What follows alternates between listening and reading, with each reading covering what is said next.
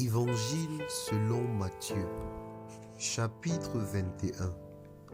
Lorsqu'il approchait de Jérusalem et qu'il fut arrivé à Bethphagée, vers la montagne des Oliviers, Jésus envoya 2 disciples en leur disant : « Allez au village qui est devant vous.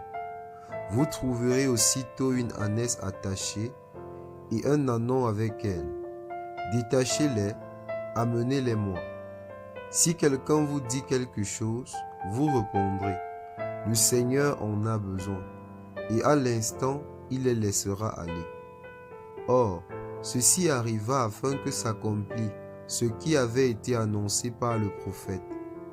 Dites à la fille de Sion : voici, ton roi vient à toi, plein de douceur et monté sur un âne, sur un ânon, le petit d'une ânesse. Les disciples allèrent et firent ce que Jésus leur avait ordonné. Ils amenèrent l'ânesse et l'ânon, mirent sur eux leurs vêtements et le firent asseoir dessus. La plupart des gens de la foule étendirent leurs vêtements sur le chemin, d'autres coupèrent les branches d'arbres et jonchèrent la route. Ceux qui précédaient et ceux qui suivaient Jésus crièrent : Hosanna au fils de David. Béni soit celui qui vient au nom du Seigneur. Hosanna dans les lieux très hauts. Lorsqu'il entra dans Jérusalem, toute la ville fut émue, et l'on disait : qui est celui-ci ? La foule répondait : c'est Jésus, le prophète de Nazareth en Galilée. Jésus entra dans le temple de Dieu. Il chassa tous ceux qui vendaient et qui achetaient dans le temple. Il renversait les tables des changeurs et les sièges des vendeurs de pigeons. Il leur dit : il est écrit, ma maison sera appelée une maison de prière, mais vous, vous en faites une caverne de voleurs. Des aveugles et des boiteux s'approchaient de lui dans le temple, et il les guérit.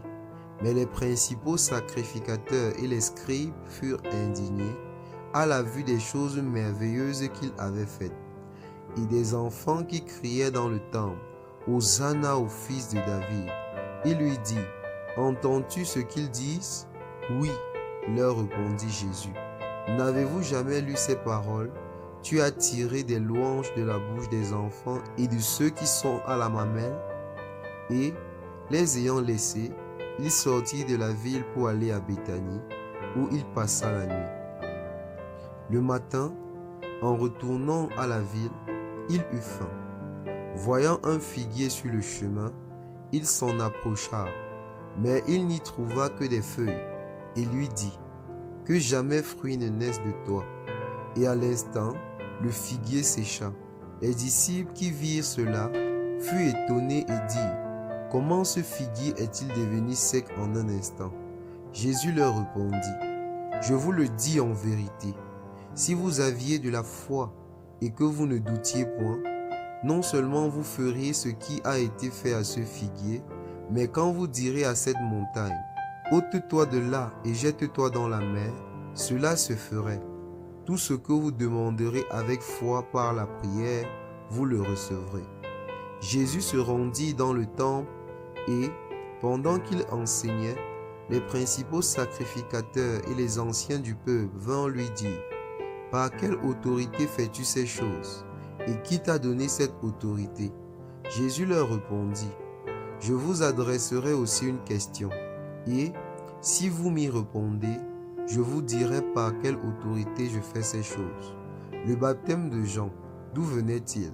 Du ciel ou des hommes ? Mais ils raisonnaient ainsi entre eux. Si nous répondons du ciel, il nous dira : pourquoi donc n'avez-vous pas cru en lui ? Et si nous répondons des hommes, nous avons à craindre la foule, car tous tiennent Jean pour un prophète. Alors il répondit à Jésus : nous ne savons. Il leur dit à son tour : moi non plus, je ne vous dirai pas par quelle autorité je fais ces choses. Que vous en semble ? Un homme avait 2 fils, et s'adressant au premier, il dit : mon enfant, va travailler aujourd'hui dans ma ville. Il répondit : je ne veux pas. Ensuite, il se repentit et il alla. S'adressant à l'autre, il dit la même chose. Et ce fils répondit, je veux bien, Seigneur. Et il n'alla pas. Lequel des deux a fait la volonté du Père? Il répondit, le premier.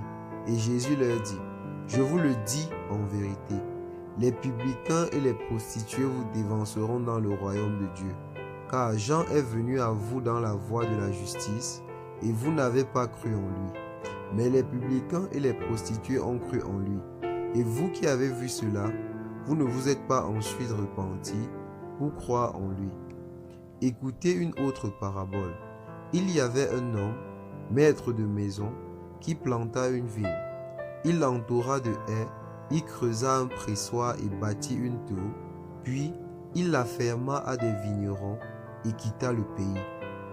Lorsque le temps de la récolte fut arrivé, il envoya ses serviteurs vers les vignerons pour recevoir le produit de sa vigne.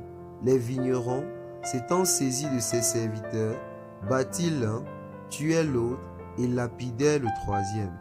Il envoya encore d'autres serviteurs, en plus grand nombre que les premiers, et les vignerons les traitèrent de la même manière.